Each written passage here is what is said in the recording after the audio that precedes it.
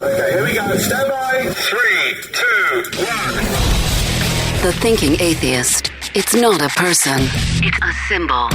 An idea. The population of atheists in this country is going through the roof. Rejecting faith. Pursuing knowledge. Challenging the sacred. If I tell the truth, it's because I tell the truth. Not because I put my hand on a book and made a wish. And working together for a more rational world. Take the risk of thinking for yourself. Much more happiness, truth, beauty, and wisdom will come to you that way. Assume nothing. Question everything. And start thinking. This is the Thinking Atheist Podcast. Hosted by Seth Andrews.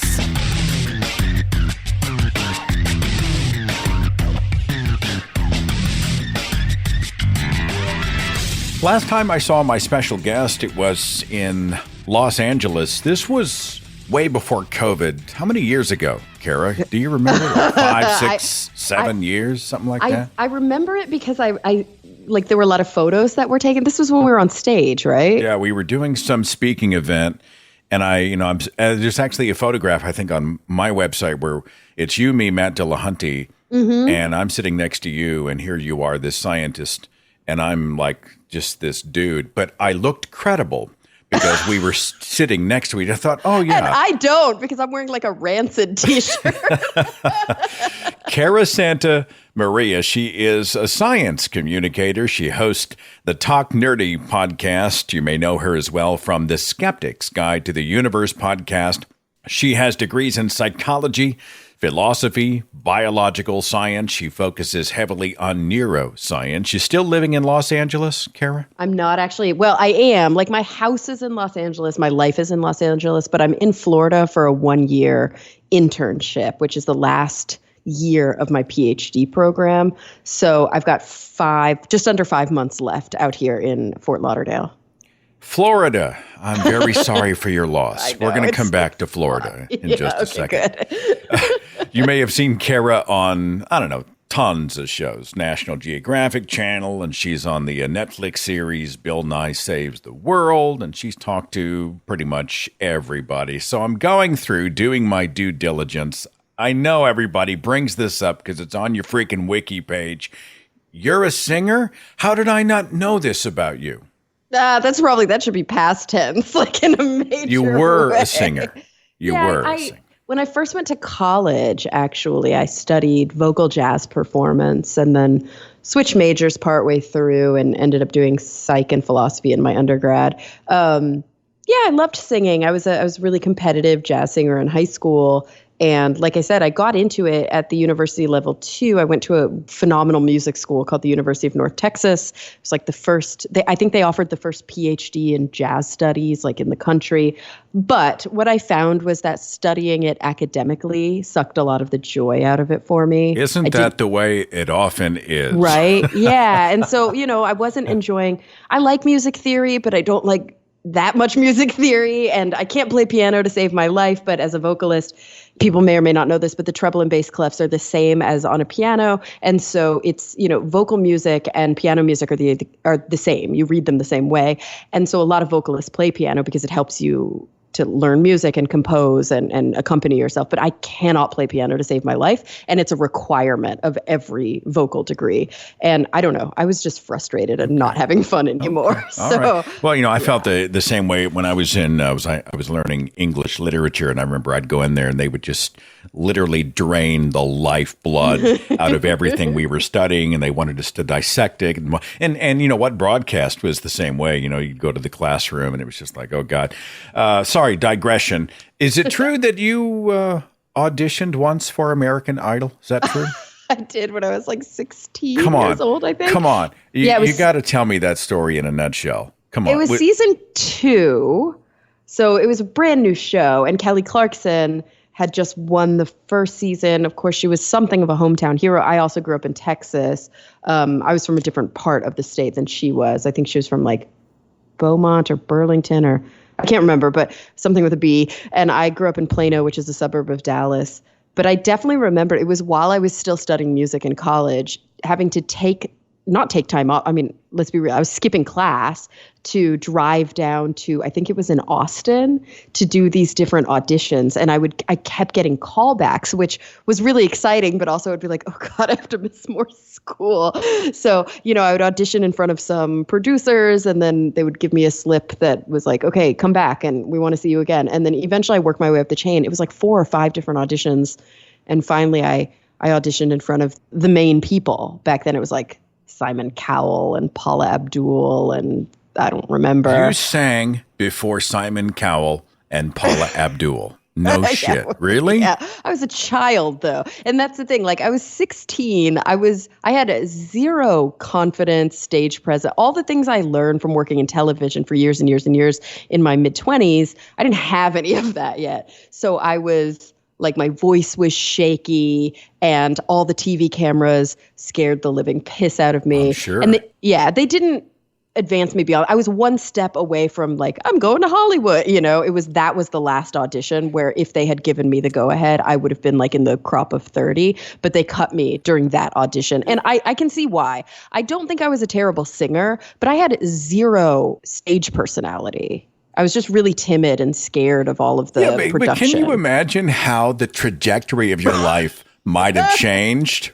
had you gone on? I'm just saying. Yes and no. The funny thing is, I think in some ways, I still ended up having a lot of similar experiences because I ended up working in television.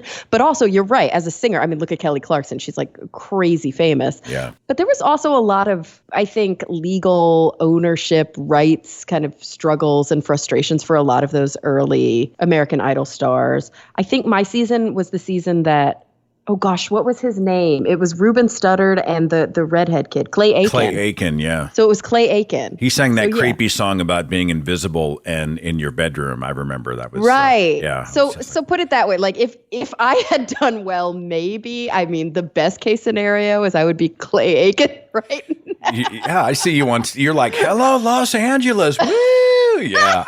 That kind of thing. Okay. It's weird. It's a weird time. I definitely remember being on Good Morning America, like with a group of people next to Paula Abdul being like, duh, why am I here? As a science communicator, I'm going to call you famous. You've been on a lot. So, I mean, let's say your mother's writing your resume. Can you just pinball through some of the science communication experiences that you have? I mean, give me your resume real quick. Oh gosh, I don't remember. I would say probably my most recent big thing that I did was Brain Games. And that was it was exciting. And then it like ended sadly because we got the first season. So Brain Games, anybody who had seen it back in the day, hosted by Jason Silva, it was like a completely different show. And they decided to reboot it on National Geographic and have it hosted by Keegan-Michael Key. And they brought me on as the science voice of the show. So I was the correspondent.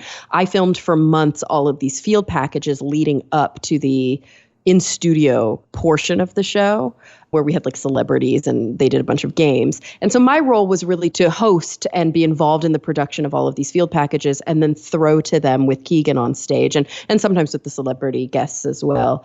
And it was so much fun. We absolutely had a dream. First season is always a little bit complicated and you're solving a lot of problems and you're not really into a rhythm. And then we got re-upped for the second season with raises and more episodes. And I was like, yeah, I'm set. And then COVID hit. Oh, God.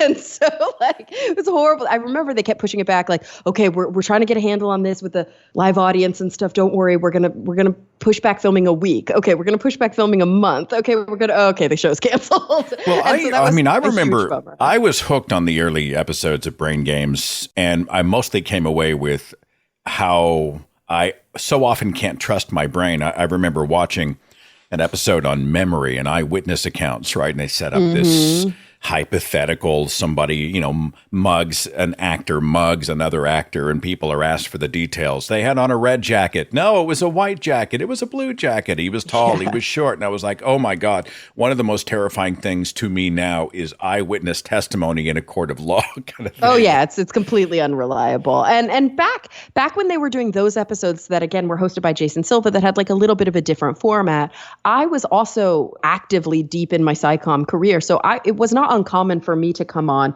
and like guest host or do segments of those old school episodes too, which is why I think they thought of me for the reboot. So I did a few of those older Brain Games episodes. They're really, really fun. I remember flying to New York and doing stuff on the Coney Island boardwalk. And it was a lot of like person on the street type interviews. And it was a joy. So yeah, I mean, that was probably the last show I did. But like you mentioned, I did Bill Nye Saves the World on Netflix. I did, I think, 2 seasons of that. During COVID, I had been working for PBS for many, many years. That's where I've done most of the kind of more heavy journalism work and won most of the awards that our incredible newsroom team has won. So a few different Emmys and Golden Mike Awards and LA Press Club Awards. Yeah. Right now, I'm actually a full-time intern. So for people who, I don't know, this might be boring, but if you want to get a PhD or PsyD, I'm working on my PhD in clinical psychology in the United States. You have to. It's like required by the APA, the American Psychological Association, that you do 2,000 plus or minus practicum hours pre-doctorally, so before you finish. And then your final year of your PhD or PsyD is a 1-year full-time internship. So it's an additional 2,000 hours full-time, 40 hours a week.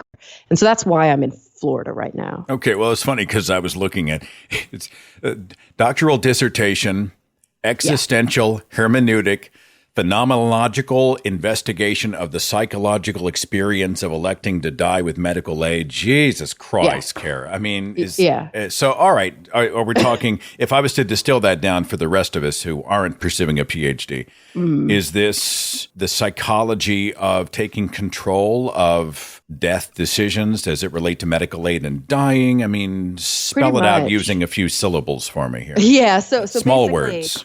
If you look at the literature base right now on medical aid and dying, right, which is the choice that some people across the globe have because it's only legal in some jurisdictions, but the choice to access medication that will hasten your death if you have been diagnosed with a terminal illness and have a poor prognosis.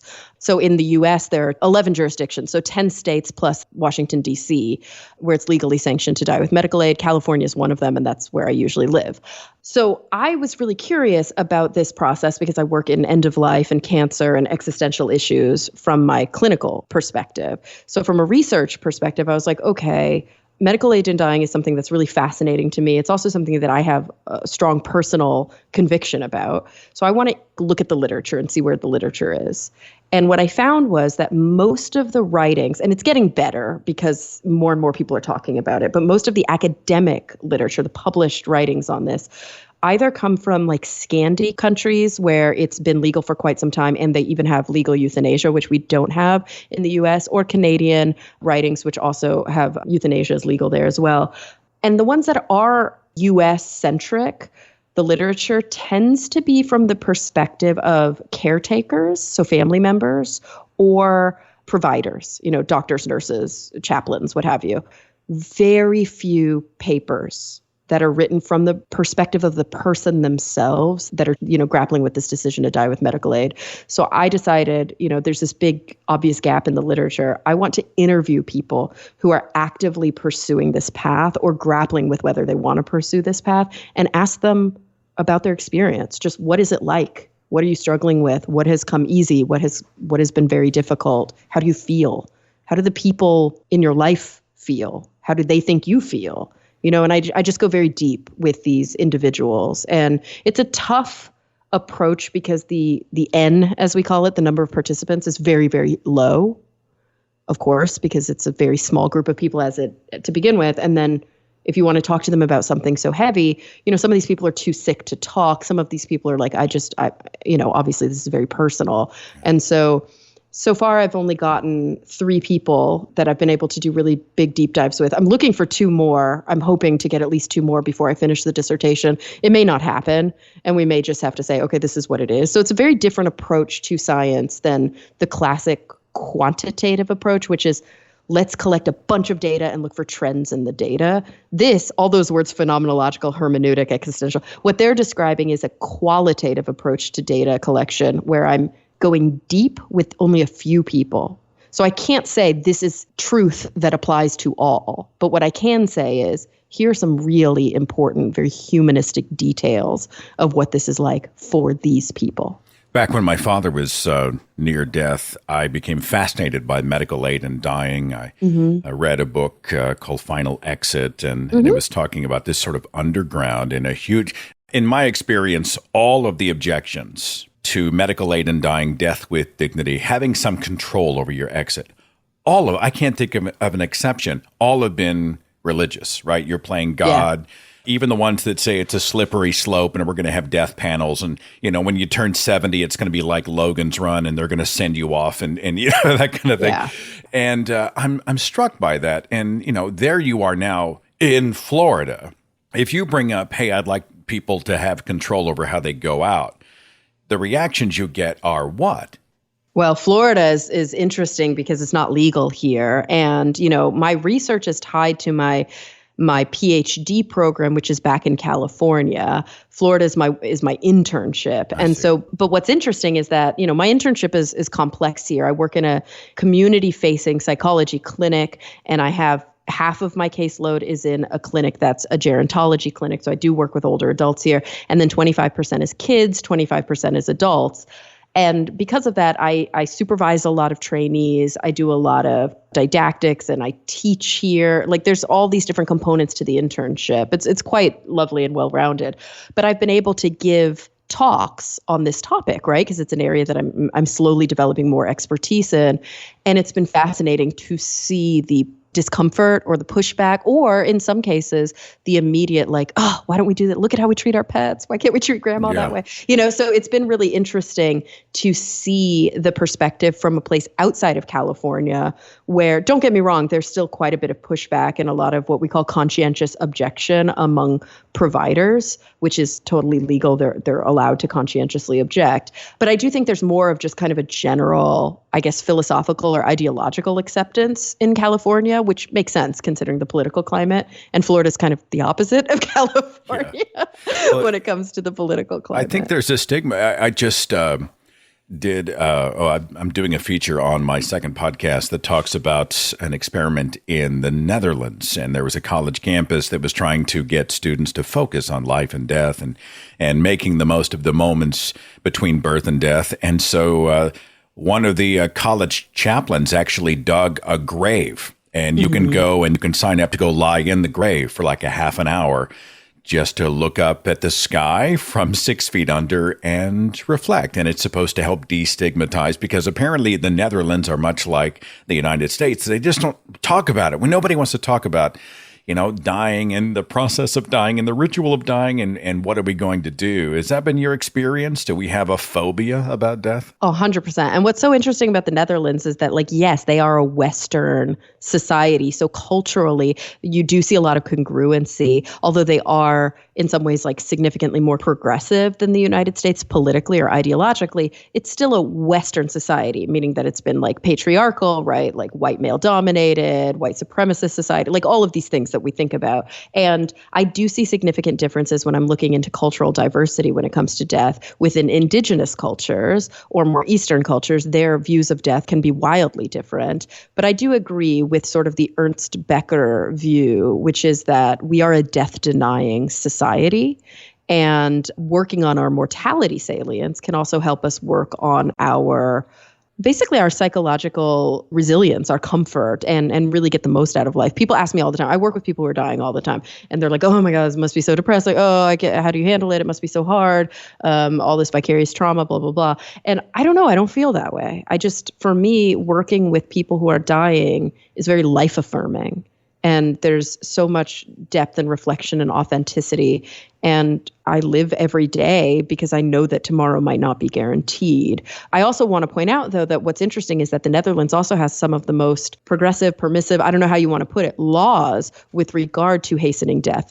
Not only is medical aid in dying, which is what we call self-administered medication to hasten death within, certain parameters. It's what people used to call physician-assisted suicide, but we don't use that term anymore because suicide is ideologically very distinct from medical aid in dying. But The Netherlands also has euthanasia, which means that physicians can administer the medication as well. And we, even here in the US, we're like, at least legally, people are like, yeah, we're not doing that.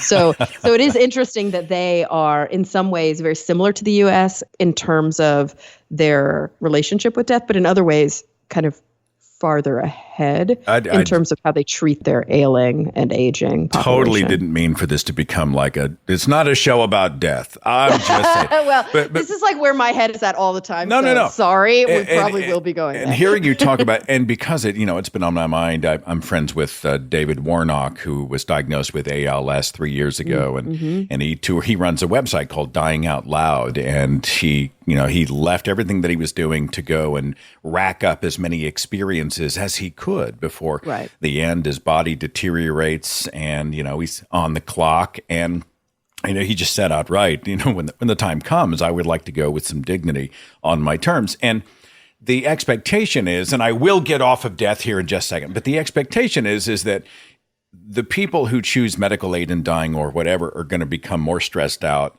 And they're going to be like, it's going to make things worse. But the truth is, having that sense of control actually brought peace and comforts. Oh, 100%. And for the families as well. We actually find that there's kind of less, it's a different kind of bereavement that happens after a made death. But we definitely find that there's that feeling of control and of being able to, as there's a lovely sociologist, I think you pronounce her last name Buchbinder, it might be Buchbinder, I'm not sure. But she wrote a book called Scripting Death. And I love that phrase because that is for so many people what it feels like. They're able to script and choreograph the end of their life the same way that so many mothers attempt at least to do that for their birth stories. And it's an interesting idea, this maintaining control, having a lot of independence, volition.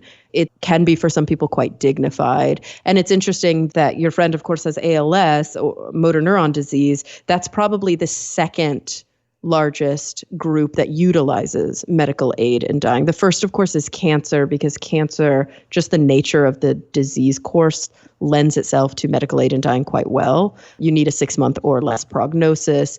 Basically, you need the same requirements as to be able to go into hospice.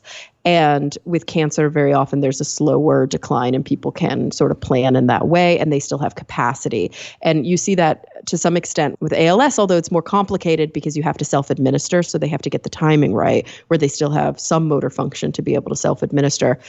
Sadly, the diagnoses that are the toughest with medical aid in dying are the diagnoses that have a dementia component, because then you really have to get the timing right. Because if somebody doesn't have capacity, they're no longer eligible. Man, this is a whole other show, Cara. I mean, you and I could I could retitle the show and say, Cara gets morbid. Let's talk death. Actually, I don't think it's morbid at all. I think these are necessary conversations. All right, I'm going to pinball back to some other sciencey stuff. Let me take a real short break. Back with Cara Santa Maria next.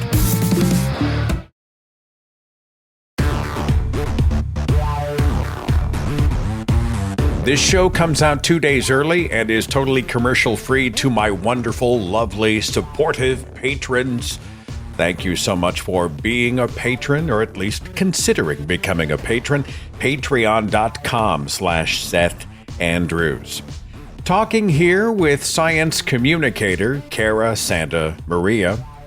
Talk Nerdy, the name of the podcast. I guess, are you a nerd? Yeah, I'm a nerd. I love the word nerd. For me, it's all about it's like taking something that has historically been pejorative and reauthoring it. Nerd, another word that I do that with is slut. I think it's really important that we sort of take the power back, right? And that we make it our own. But yeah, I think when it comes to being a nerd, it's really about being passionate about things that you really care about. I think it's about prioritizing and finding joy in things that maybe historically were things that kids would be bullied for, or historically were things that, were not considered quote unquote cool. The nerds won. Like when I was in high school, I don't know, geek, nerd, I guess, I'm not sure what the distinction is. I think. Right. I don't know. Like all of the athletes, right? They were the popular ones. They got all the attention. And all of us geeks who were over and, wearing our Spock ears and doing really weird geeky stuff. later on, we're the ones who have sort of evolved. I'm just saying that the nerds and the geeks win. And I think for me, it's funny because I look back to my actual, so often we think about middle school and high school as sort of the time when these cliques and, like the Mean Girls era and all of that. But I look back and it's like, I was very much, I don't know, like nomadic. I was a bit of a diplomat. Like I was an athlete. I was a captain of my cheerleading squad in high school. I was also a singer. I was huge into choir, which is very often considered quite nerdy, but I was also very academically inclined. I was in all of the competitive things and the honor roll and international baccalaureate and all of that. So you're at the science fair, 100% at the science fair. Okay. Yeah. So I wore all of those hats and celebrated in all of the things that I loved. And so for me, it's like, whatever. I don't want to go, you're a nerd, you're not a nerd, because I don't like sci-fi that much. I like some sci-fi. I like socially conscious sci-fi, but unlike the guys on the SGU who are like obsessed with sci-fi and really into fantasy, I do not like fantasy. Like, I don't get half of their references, but I'm like, I don't have to conform to your version of nerdery. Oh, wait. So the Skeptics Guide co-hosts start talking Game of Thrones, something you're not there? You can't play along? All of it. Lord of the Rings, Game of Thrones, like honestly, it's like Star Wars. Missing I've out. seen Star Wars, but I'm not like them about it. Yeah, you say that, but I just can't. It's so hard for me. Okay. If it's got a dragon in it, I'm not that into it. Okay. Yeah, that's just. Oh, that's me. I just lost half my audience right there when you said that. It happens every time. Send your hate mails to she doesn't really give a shit at carasantamaria.com. Okay. But here's the thing. The other half of your audience are going, finally, someone said it out loud. Okay, you've appeared on so many shows. One caught my eye. You can not answer this question. In fact, I can cut this out of the interview one. That's fine. What's up? But you were on Joe Rogan. Yeah, I think like 3 times. And actually, he was my first guest on Talk Nerdy. Joe Rogan makes me crazy. Of course. We've heard the anti-vax stuff, and he's tossing softballs at quack Dr. Robert Malone. He was on the ivermectin train. He's had Alex Jones on. I mean, and it's not that I would ever tell anybody who to have on the show, because I won't let anybody tell me who I can have on mine. If I wanted to bring on somebody, I mean, if I want to challenge a white supremacist, I reserve the right to sit that person down and have that. As long as where there is light, there is also heat, right? Let's try to cut through the bullshit and talk about what's real. Yeah. Can you tell me about Joe Rogan? I mean, I can try. What motivated you to be there, and what was it like? Well, I mean, here's the thing. Like, we've got to remember the context of the time. Like, every one of my appearances on Rogan happened in 2014 or earlier. So that was like I thought it was more. Forgive me. I thought it was almost a decade ago, and he was my first guest on Talk Nerdy. So when I was working on a television show called Take Part Live, my executive producer was like wildly sexist, and it was a very dark time. It was a daily live show, so it took up all of my waking moments. He was very gaslighty towards all the women on the show, and I was the host and a producer on the show, opposite my co-host, Jacob Soberoff. So it was me, a woman, and Jacob, a man. And then there were other participants on the show, but we were the anchors of the show. And it was the flagship television show for a brand new network, Pivot, which was the sort of brainchild of Participant Media, which is a pro-social, kind of socially active film production company. Anyway, so they had lots of cool shows, but also some duds. And it's since gone defunct. But I was really struggling on that show, worried about finding myself, working a lot in therapy, struggling with a lot of negative self-talk and self-doubt. And Joe invited me on the show and, to talk about atheism, I think, or science, I'm not sure, because he is a genuinely curious guy. And back in the day, he was not like fully intellectual dark web at all. And so I remember something really lovely about that experience is I was telling him about my difficulties with this producer and with the network. And he was like, yeah, when I was doing Fear Factor, I struggled with a lot of things. And now I don't really take shows unless I can have a little bit more creative control. And I know you're not necessarily in a position to do that, but here's my recommendation. Like, start a podcast. Like, do it. You'll be your own producer. You pick the content. You choose who goes on. It's your voice and nobody else's. And nobody's going to gaslight you or make you say or do anything you don't want to do. And I was like, no, nobody will listen. Nobody will come on. And he was like, fans, followers, like, will you listen to her show? And thousands of people replied to me and were like, yeah. Wow. And so then I was like, maybe I should do this. And he was like, I'll be your first guest. I was like, thanks, bro. And so like, it was actually really lovely back then. And honestly, all of our conversations were very pro-science. They were very, like, I didn't feel like I was talking to an anti-vaxxer. The only thing at the time that I was like, man, it's like, you actually believe in Bigfoot? Like, this is kind of weird, So there's a little bit of that, like, skeptical. Well, granted, 2014, a lot of this had not come to light. I know. Yet, right? We didn't know. It's almost like Elon Musk, right? I mean, you sort of knew the idea of Elon 3 years ago. And then now we see him right there in the spotlight, and so much more has come to light. So I'm not asking you to throw Joe under the bus, Cara. That's no, of course. And I don't really know him anymore. Okay. And like another person that I would put in that exact same category is Dave Rubin. Dave Rubin and I were friends. We were friends. We worked together on the Young Turks, and we were like, we would have dinner together and hang out and text each other. And then something happened politically with a handful of people who just started to move. And I think it's this weird group of like self-professed progressives who then, I don't know, it's like they became very regressive in their approach, yet they would always call those of us who were like social justice oriented this was the era of the SJW. Yeah. Like I became this like target because I don't know, was quote woke, which again, like this is a bad word now. Yeah. So it's sad to see. And it really is heartbreaking to me. I mean, I don't harbor any like anger towards any of these people, and none of them have ever done anything cruel. I don't think they've said anything cruel to me or about me. They may have behind closed doors, but it's more just like, it's very sad to see this rift that has happened and who's chosen to be on what I consider like the wrong side of history.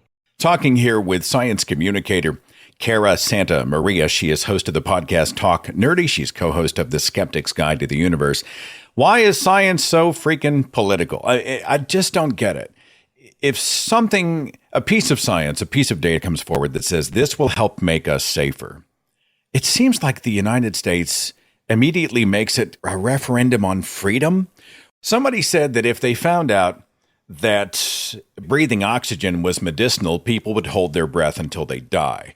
I don't know, Cara. Are you as frustrated as the rest of us? Oh, 100%. I'm incredibly frustrated. And I think for me, and maybe I tend to philosophize things a little bit, and maybe that's a protective mechanism for me. I don't really know. But I think one of the things that I struggle with is the argument, and not saying that you're making it because I've made it as well, but the argument that science is being politicized and that's the problem. But I think that science is inherently political. And I think that politics is inherently human.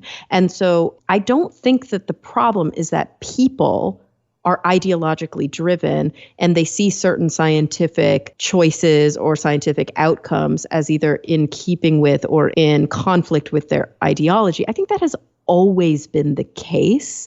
I think the problem is really the deepening right wing, or the increase in right wing sentiment in our country right now. That's the thing that worries me the most. This sort of authoritarian movement, which is deeply distrustful of government systems, and sadly, which fine, okay, you want to be like an anarchist. You want to be somebody who like questions everything, like, that like not even a true skeptic, because a true skeptic, right, is going to look at the evidence and go like, okay, I'm now going to inform my decisions. But more of a denialist, like, okay, I guess that's your purview, that's your choice. But this movement towards, well, I don't trust anything but I can put all of my trust in this one person who tells me that they're going to save me from myself. I think it's fundamentally problematic when it comes to evangelical or deeply entrenched religions. And I think it's fundamentally problematic when we look at historical experiences of fascism, of genocide, of even eugenics. It's not about tribalism per se. It's about putting all of your eggs into the basket of a savior. And I think that's really what scares me more than anything. I don't think it's because science is political. Science is political, right? I mean, people will often ask us about, why do you talk politics? And I'm like, well, if we're going to talk about our values are political. But I think the tie I'm making, I'm thinking of the seatbelts, right? They were introduced back in the mid 20th century. Oh, everybody needs to buckle up because it will make you safer in your cars. And just like we saw with the COVID vaccine, et cetera, there was a huge segment of the population that wailed and moaned and complained. And, it's an attack on my liberties to be able to drive without a seatbelt. I'm going to show them kind of thing. I don't know if this feels like a uniquely American thing. It does feel uniquely American. Yeah. I think to some extent there are a lot of cultural components here. The deep, insidious individualism, that rugged individualism, the manifest destiny, a lot of the core sort of colonial and supremacist quote unquote values that our country was founded on and that continue to permeate. I do think that they're showing the not the only dark side, but one of the many dark sides in this experience. But I don't think this is new. And I think it might be more obvious now, but I don't think it's new. I mean, you've probably seen these archive images of the Spanish flu and people, anti-maskers marching with signs and the government campaigns to try and get people to wear masks and people being like, it's my right not to wear a mask. And so I think that what happens when you have such a deeply individualist society that's been coerced, that's been trained, maybe that's a good word, to believe that no matter who you are and no matter where you come from, you yourself can excel. You yourself, which we know that's not true, right? We know that there are certain predispositions, like if you come from money, if you are white, if you are male, if you are Protestant, whatever, if you are cis, if you are hetero, like you already have like a massive leg up, and it's undeniable. And I don't want to argue about that anymore with anybody because the evidence is clear as day. But I think that there's this rhetoric in our country that's really insidious, that no matter who you are, where you come from, you can prevail. One day you will be a billionaire. One day you will have power and prestige. And what comes from that deeply individualistic socialization is a lack of community-oriented, social justice-oriented humanity. And the truth is, the problem here, when somebody says, I don't want to wear a mask, is not that they're like, my rights are being trampled on. That's what they say, because that's the rhetoric they've been fed. But the problem is, I care more about my freedom than about your safety. That's a deeper issue. It's a humanitarian issue. And I do think that we have a humanitarian crisis, especially in the West, because we don't teach from the time that we're born collectivist values. I've come to the point in my life where I think being a billionaire is immoral. Like how many thousands of millions does one person need? Right? Me too. I think that there is a point wherein you cannot physically hold on to a certain amount of wealth and you have to give it away. You have to. Legally. You can't. I see the hate mail on this one. Of course, right? People are going to be so pissed, but I deeply believe, we pay our taxes, right? There are already structures in place for this. But ultimately, sadly, all of the structures that are in place, they promote a hoarding of wealth. And ultimately, there's a point, and this is a fundamental principle of economics, of statistics, of mathematics, where there is a point after which the money that is being hoarded, the wealth that is not being utilized for anything, but that is being stored in accounts, money-making accounts, it makes more money than it does good, meaning that it doesn't have a use anymore except to make money. And it breaks the system, right? Like when we're looking at a purely, even a laissez-faire capitalist system, which I don't agree with by any stretch. I believe in deep government regulation, and I believe in a hybrid social, capitalist system. But even if you were like a hardcore laissez-faire capitalist, I don't understand why you're not angry about this either, because at a certain threshold, the money starts to make money at an exorbitant rate, and it literally breaks the system. It no longer contributes to the fundamental ideals of capitalism, which is, free market, choice, the best product prevails. That's not what we're dealing with anymore at all. Yeah. I came out of some pretty hardcore libertarian ideas. And, if I say the word socialist here in a red state, Oklahoma, people flip out. And of course, I'm like, well, do you send your kids to public school? Do you drive on highways? Do you use emergency services? Right. If your house catches on fire, do you hope somebody's going to put it out, or do you want to pay someone to do that? I want to talk about religion when it comes to life, death, the universe, and everything with my special guest, Cara Santa Maria. We continue next.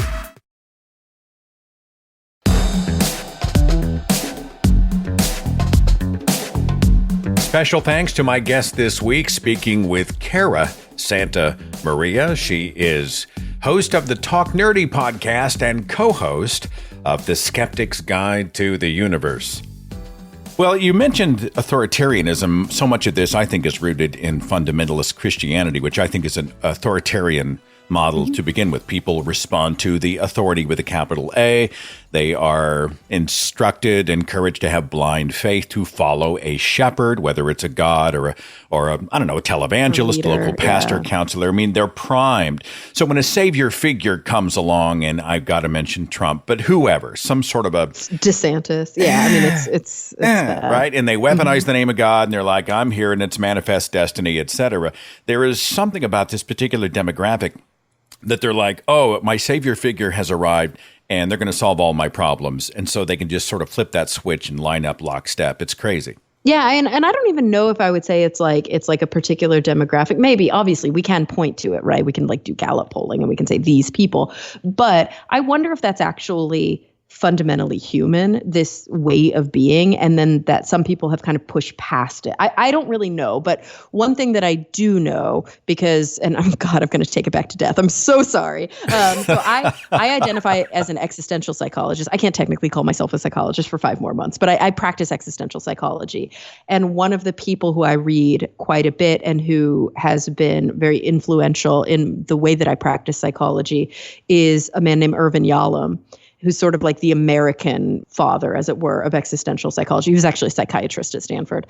And he talks about how there are 4 fundamental givens of existence, like all human beings. And this is not new. He's borrowed this from existential philosophers throughout different eras, but he basically distills it down to the reason people seek psychotherapy, right? This is a psychology model, is because of these 4 fundamental givens of human existence. And they are loneliness, meaninglessness, the relationship between freedom and responsibility. And then the last one is fear of death. And he makes some quite solid philosophical arguments for why and how people cope with the fear of death, which is the most fundamental fear, right? We are all alive right now and we will all perish. And that is like deeply existentially terrifying to a lot of people. And so some people cope with that by believing in a personal savior. God is going to save me from the suffering, or I will have immortal life, and I do believe that there are deep parallels between that and authoritarian political figures. So I know it sounds like I'm oversimplifying a little bit, but ultimately I think that the fear of mortality underlies the very human reactionary need to be saved by somebody. And if I can put all of my faith in one person, and we've seen this historically just throughout the family unit, right? Like all religions, not all, but like all Western religions have pushed for a patriarchal family unit. And the man, the head of the household, is the protector and the savior, and he's going to save the family from harm. And, that's just a recapitulation. It's like God on earth. And I think you see it throughout a lot of governmental structures as well, and especially deeply authoritarian regimes. There's a reason they're almost always men, and they almost always have those similar qualities to them. I will save you from this terrible experience here on earth. Don't worry, you will prevail. You will be immortal. You will whatever. I can't help but see that parallel. I don't begrudge someone. It's funny, I'm an atheist activist, but I don't begrudge someone a private religious belief. I get it. I mean, I understand the utility and how we probably have evolved these coping mechanisms, right? We sort of take the crayon and draw the silver lining. We manufacture the happy ending. We are meaning seekers, if not meaning makers, in so many ways. And so if someone says there's an afterlife and I'd like to go there, or I continue on in some way, my problem is really with the people who are who are waging full assault on the rest of us, right? Yeah. You probably line up with me on that, right? If someone holds a personal belief and they're not going after vaccines and they're not trying to wipe out LGBT people, et cetera, knock yourself out, right? Oh, yeah, not just that. I mean, I work with people who are dying. Like a lot of my patients have religious conviction, and it's actually really helpful and meaningful. And I'm a constructivist thinker when it comes to psychotherapy. I try to take the frame of my patient when I'm working with them. I'm not trying to push my beliefs on them. So you're not standing over them in their final moments going, it's all bullshit, right? Yeah, because I would that never would not do be that, the right? humanistic thing to do. No, not at all. Yeah, the humanistic thing to do is to meet them where they are and to adopt their frame and to help them find meaning and purpose in their final days, weeks, months, years from their own personal perspective. So I think I'm 100% with you on that. And I don't think I was always like that. I think I was quite firebrand when I was like a teenager and I had just left the Mormon church and I was like really angry and felt like I had been, like it was child abuse. And I think that I've softened quite a bit over the years. It doesn't mean I don't still kind of believe all the same stuff. I just am like more empathic to other people's experience than I was when I was 15. I get that. I mean, you're leading with compassion. I think you're looking for shared values. It's more about being a human being first, right? It's not enough to be right. I think we need to be effective. And that's hard, I think, in this sort of, this data-based, evidence-based, look at the Bible kind of thing.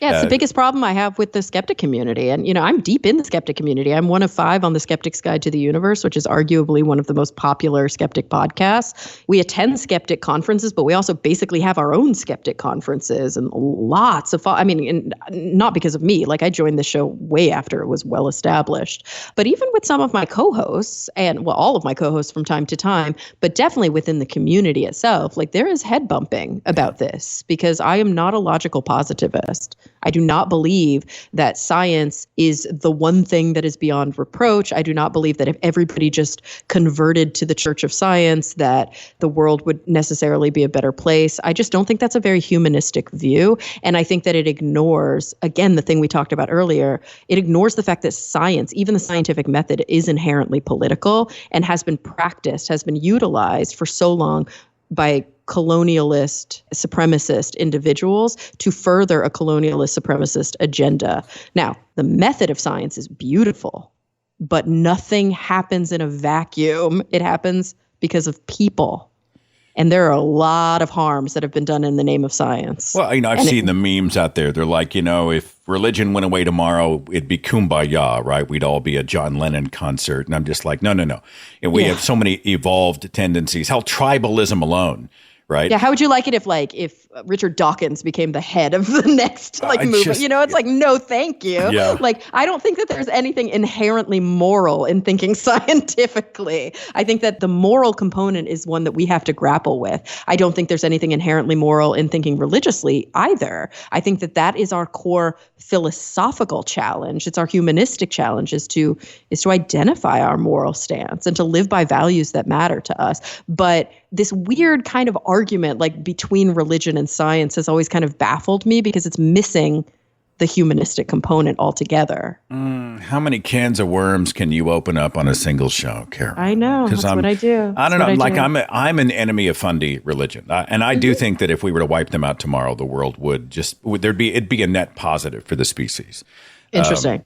But I also believe, and maybe, okay, fine. Maybe I'll give you that. Like, I would love to see no more like. No, I said fundamentalist, authoritarian religions. Authoritarian religions, deeply evangelical, pushing their anti-LGBTQ, pro-white, pro-male, pro-whatever agenda. Scaring kids with hell, that kind of stuff. Yeah, patriarchal, all that stuff. I agree. At the same time, I think that, the person who kind of throws the first stone. Like we have to be careful to then look within the sort of scientific enterprise and be like, when are we being fundamentalists? When are we sort of, because I don't think there's anything inherently fundamentalist about science. Of course not. But I think there are fundamentalist scientific skeptics out there. And I think that they are doing the same thing from the alternate perspective and not even realizing it. Oh, yeah. I've seen dogmatic atheists. I've seen dogmatic fellow libs, because I'm a hard liberal anyway. Yeah. But I mean, we see there's a kind of almost a religious dogmatism where if you're only 98% with us, you are 2% against us. Therefore, again, back to tribes, we cast you out. There's a kind of expulsion. There's almost an original sin kind of a thing going on there. Yeah, where I see it is like the thing that really blows my mind is when I see the contempt and the snobbery against indigenous cultures and their belief systems, which are sometimes inherently supernatural. And even if you don't believe the same thing they believe, very often I see this like colonialist, like, again, like male white supremacists, like scoffing of their like ludicrous, and I'm like, how, you don't sound any different than those assholes on Ancient Aliens who are like, must have been aliens because there's no way this like quote unquote primitive culture could have come up with this. It's like so degrading and disgusting. This view that like Western science as we see it now was this invention. And before that, everything was savagery. It perpetuates to this day. And it's heartbreaking when I see like, honestly, friends and colleagues saying things without even realize they're saying them that are deeply denigrating to indigenous people. It hurts my heart. Cara Santa Maria, science communicator. Is it still a man's world? And I mean, are you still walking into the room and it's mansplainers and, hey there, little lady, let me show you how it's done kind of thing? Yeah, I mean, in some cases, yes, and in other cases, no. But I think that it's, I've just seen a couple of examples recently. I was watching a documentary. It was this, have you seen the John Leguizamo? I think it's on Netflix. He does this like history of like the Latin people's history. I can't remember what it's called, but it's all about, these are the stories that you never hear because you're always hearing stories of white men. And it's quite lovely. I think it's like a one-man Broadway show. So it's kind of, one part humor, one part drama, whatever. And I'm watching it, at the recommendation of a friend, and it's brilliant. I'm like, oh yes, all of these people who didn't make it into history books.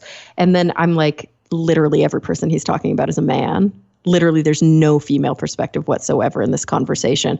And so it's that intersectional problem where male supremacy is so entrenched and so fundamental, we don't even notice it.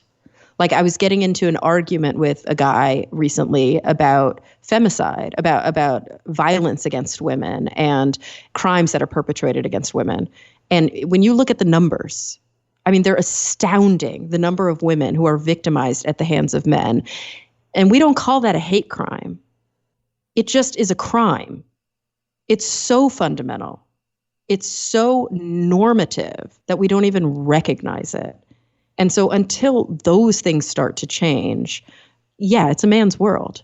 What are the ratios like on your end? I mean, I know it's not 50-50. Are people like you, you may not want to toot your own horn here, but I mean, are you helping to kick the doors open, opportunities? What's that saying? If you see it, you can be it kind of thing? I mean, what's going on? I mean, that's huge for me, right? I think from a SciComm perspective, I've always been, working on representation. I think representation matters, and not just for women or female presenting, right? Because I'm not just saying cis women here. I'm also including trans women and any non-binary individuals who present somewhat femme. I think that kind of representation is really, really important. And in the sciences, yes, obviously in computer science and engineering and mathematics and in astrophysics, cosmology, we're still seeing that the numbers aren't there. I now work in psychology, which is a predominantly female, predominantly like woman-run field. It's mostly women who seek psychological services, which is very problematic from my perspective. And it's also mostly women who are teaching these classes, who are working as therapists. There are a lot of wonderful, beautiful men within. And don't get me wrong, it's such an inclusive field that, this is where we're seeing a lot of incredible trans men and trans women and non-binary individuals who are really carrying the torch and trying to kind of move the needle into a social justice-oriented and inclusive and affirming type of practice. So I think that I've gone both ways, right? I think I push against the flow and I try to yell at the top of my lungs why representation matters. And at the same time, I'm a human being and I'm tired. Yeah. And I can't carry it on my shoulders. And so I'm in a field that accepts me. And I'm in a field where I feel like I'm seen and I'm heard and I'm necessary and I can help not just other women, because I do help people of all different gender identities and expressions, but predominantly I do mostly see women and girls. And that's just because of the nature of who seeks psychiatric or psychological services. I like operating in a space where I feel safe. And I think that we've got to make other spaces safe for individuals, but I don't blame anybody who doesn't want to be in an unsafe space. Sure. Well, if I may, and I'm not just blowing smoke, I think one of the reasons that you have kicked open so many doors and that you are is sort of sought after is that you're just in the excellence business. You're just damn good at what you do, Cara. As much as I'd like to restrain you to your chair, do another hour and make you, make it a two-parter. Real fast, Cara Santa Maria, how do people find your work? Is there a hub? Yeah, I'd say, I'm not the best at hubbing. I do have a website, carasantamaria.com, and that's where you can find Talk Nerdy. And that's where you can find like a bio and some contact info stuff. Also, I do work on the Skeptic's Guide to the Universe, which has its own website with all its own links. And then I'd say that historically it was Twitter, right? But what a shit show. Like, I have no idea how much longer I'm even going to be on Twitter. But as of right now, I'm still curating science news from around the world. And I post upwards of 35 articles a week that I have found interesting. So it's like a mini feed reader that I sort of curate. If you're interested in that, just follow me on Twitter. I don't know how much longer that will happen. I'm also on Instagram, but Instagram for me is a little bit more personal. It's still a public page, but you're going to see more pictures of my dog on Instagram and less psychom. And for me, that's okay. I log onto Twitter every day, and there are two of me arguing, and I'm like, all right, screw this place. This is crazy. I'm out of here. And then the next thing is, well, I want to make sure that content gets out. Maybe things will get better. Maybe he'll sell. I mean, I don't know. Exactly. I go back and that forth. Would be so great if he sold. And now I'm getting that thing that you're seeing with a lot of creators who have been around for a long time of I'm going to lose my blue check mark soon if I don't pay money to keep my verified status. And they just put NPR a label that they're state sponsored media. It's getting bad. So I don't know how much longer I can engage. Obviously, I'm never going to give them a cent, but they're still making money off of me because they're reading my data all the time. So I've got to figure that one out. All right. Well, you've stayed a few minutes over for me, and you've been so gracious. Cara Santa Maria, what a great conversation. You're just so easy to talk to. Thanks for everything you're doing, all the science education and just the good stuff. We'll keep watching, okay? Thanks so much. Follow The Thinking Atheist on Facebook and Twitter for a complete archive of podcasts and videos, products like mugs and t-shirts featuring the Thinking Atheist logo, links to atheist pages and resources, and details on upcoming Free Thought events and conventions. Log on to our website, thethinkingatheist.com.